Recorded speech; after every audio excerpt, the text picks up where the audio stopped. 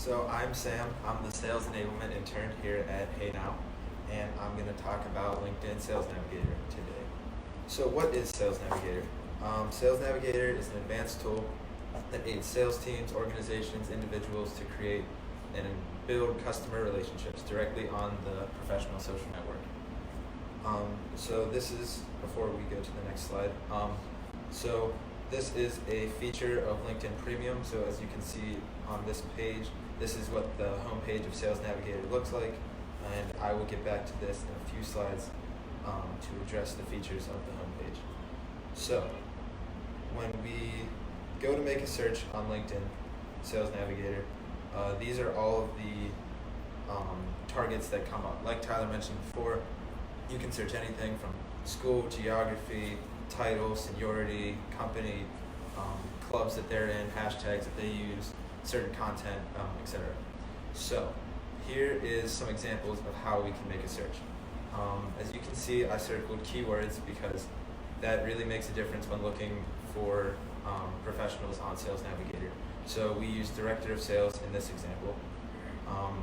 And our geography is the greater area of Cleveland. As you can see in relationships, I put second degree connections because you are 4 times more likely to find a connection or to connect with somebody on LinkedIn when they see that you have already connected with somebody that they know. As you can see, industry, you can find anything from business supplies to wholesale, hospitality, etc.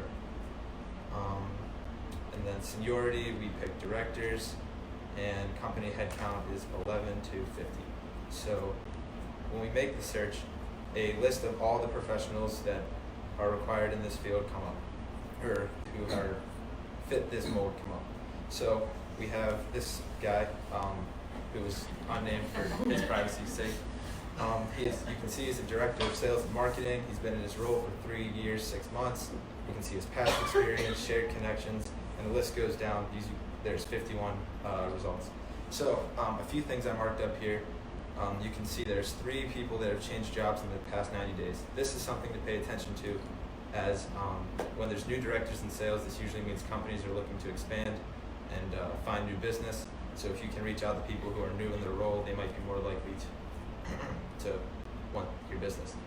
The next one is posted on LinkedIn in the past 30 days. So do they even use LinkedIn? Are they going to receive your message if you reach out to them? And then shared experiences with you.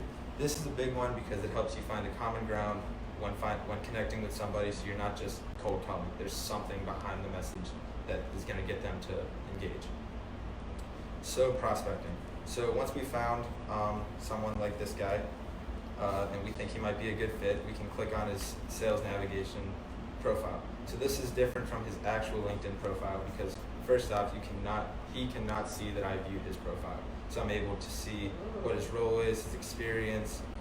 As you can see below in highlights, I can see the shared connections, potential other connections that we can make, and then also his recent activity on LinkedIn. So that could be comments, likes, articles he's posted, things he shared about his company. So this gives you a chance to really understand who the client or who the potential client is, what he does, and whether he's a good fit for what you're looking for. So once you've done this, once you've read about him and determine if he is a good fit or not, you go back to the list on the main page and you can decide to save him to a list. As you can see below on this picture, I've customized different lists to generalize it to different cities. So we have Detroit, Indianapolis, etc. This one is from Cleveland, so we would add him to the leads list for Cleveland. So adding him to a LinkedIn lead list is easy enough, but creating an Excel sheet database makes it easier to categorize in other ways that Sales Navigation does not allow you to do. So an Excel sheet would allow you to categorize them in different ways, such as if their mobile site's responsive, other notes that are important that make the potential client unique.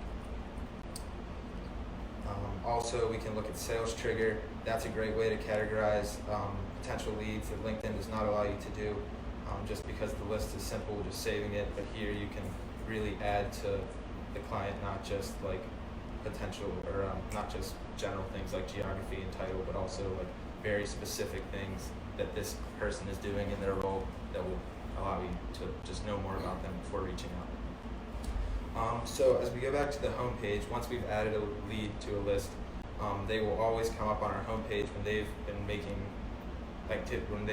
active on LinkedIn. So as you can see here, there's a man named Stuart who has been saved to our lead list. He just commented on a post. This guy Adam just shared a post from his company. So this is an opportunity for somebody that is using this tool to engage with potential leads. So it's not just a cold call. There's another way to just get your name in the door, to really let them know that you're paying attention to them. This isn't just you want their business, you care about their company and you're interested and want to learn more. So a few tips, things that I've learned. It's better to start slow, to pick one city or industry. As you can see here, you can target 8 industries, 10 cities at once if you want to. This is really the best practice when you're looking for a lead. So it might be better to pick one city and one industry and start slow rather than just using a shotgun method of just targeting everybody at once and seeing what comes.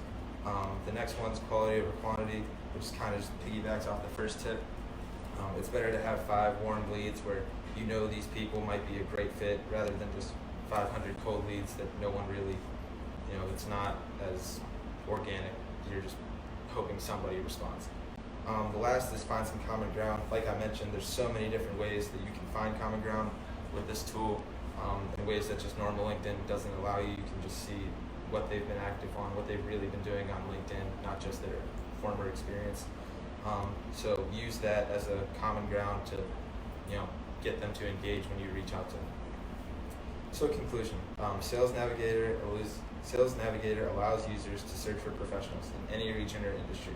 It's a really powerful tool, especially when you're looking to branch out for your company beyond just regionally. You can look internationally if you would want to.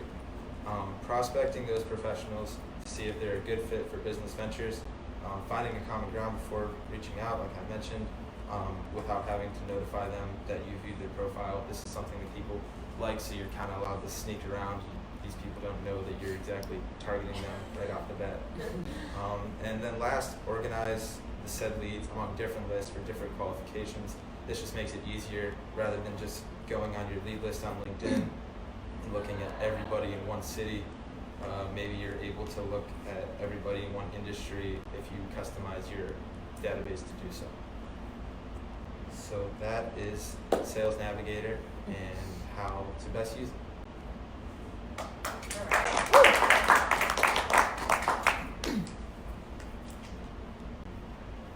Cool. Are there any questions? Definitely could ask a couple if anyone's interested. I'm kind of curious. So with Sales Navigator, you said that you went to the guy's Sales Navigator profile. So does anyone that you are potentially targeting or have to have Sales Navigator also? No. So Sales Navigator is part of LinkedIn Premium, like I mentioned, but it allows you to target anyone that has a LinkedIn profile. So Okay. it has anybody. And then have you had good feedback? Like from potential Yeah. people? Yes, we've targeted a lot of people so far, and you definitely, it's not like for every 10 you get 9 responses, for every 10 you might get 1 response, but like I said, it's better to have 5 warm leads than 500 cold ones. So it kind of really narrows things down to who is really like a potential fit. Because if they're responding to the message, then they actually care. Great.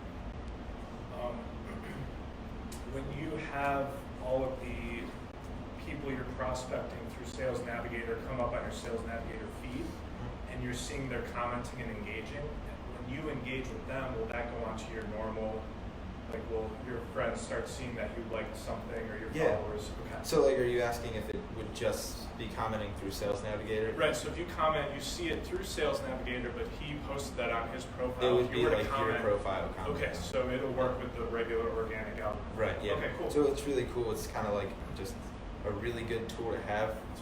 Yeah, but no one really knows that you have this tool. It kind of helps you, like I said, sneak around in a way to, yeah. Isn't there actually something that shows that you have it? How do you know if someone has Sales Navigator? There's the gold emblem.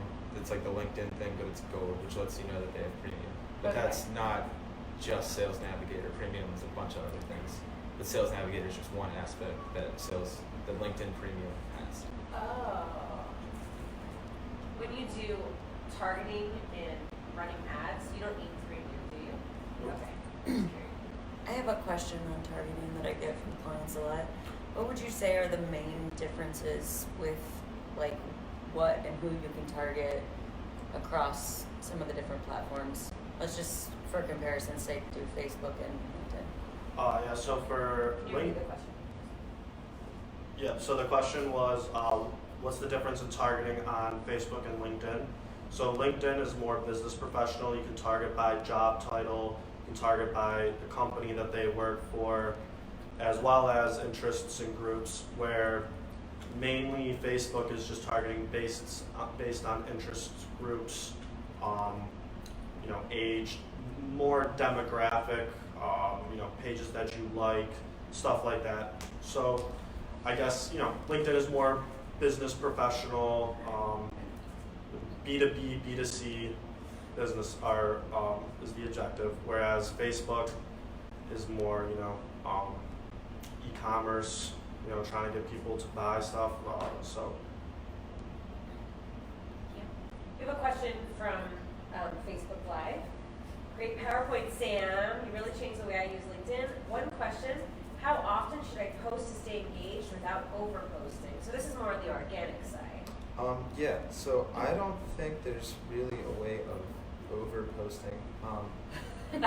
Obviously, not every hour of the day, but if you can keep engaged on your LinkedIn profile every day that's not necessarily always posting your own content, but just liking and commenting on other profiles, looking for people in your industry to comment on, so it comes up on other people's that are connected with you in the industry to see that you're engaging with them.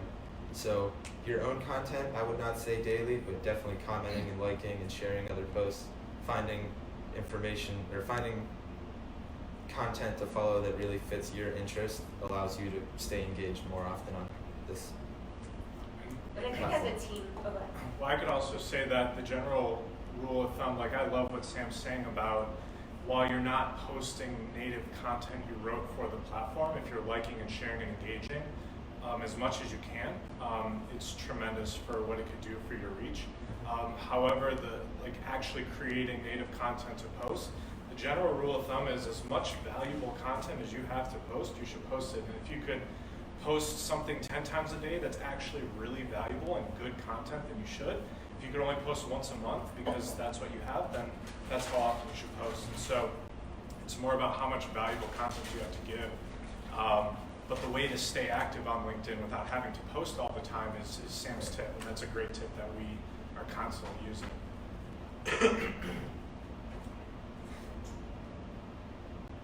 sorry, I remember. Oh, okay. David Roma wants to know, what actions do you recommend we take after we make the connection on LinkedIn with a good fit prospect? Are you sending a message? Are you taking a more slow, organic approach by interacting with them on LinkedIn over time? So I have found that it's probably best to take the second approach. If you're just connecting to someone and then immediately sending them a message, asking them for, interest, business, they're really, people can tell when they're being sold to. So it's better to connect with the person, kind of build a relationship, comment on their post like I mentioned, and that really gets them to see your name, gets your name in their head, so they're not just looking at you as someone that's trying to sell them something. It's more this is somebody who is interested in your company and your role and wants to just connect with you as a professional. Yeah, so don't creep them out. Yeah. Yes. General rule of thumb. Don't scare them away. Yeah.